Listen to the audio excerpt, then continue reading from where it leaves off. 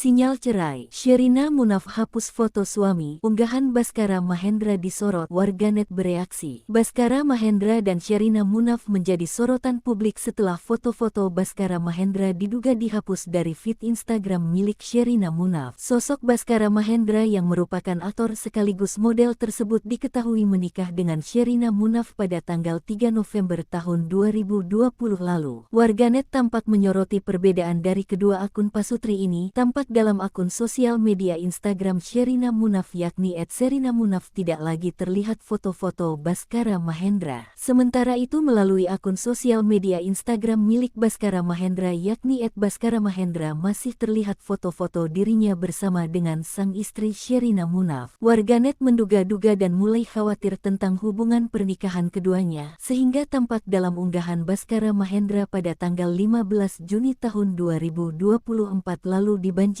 komentar warganet. Dalam foto tersebut tampak Baskara Mahendra mengenakan kemeja salur berwarna biru muda dan putih serta mengenakan kaos putih. Tampak dalam foto tersebut Baskara Mahendra menuliskan ikon tangan dan memasang wajah datar dengan rambut setengah berantakan. Melihat hal tersebut, banyak warganet yang memberi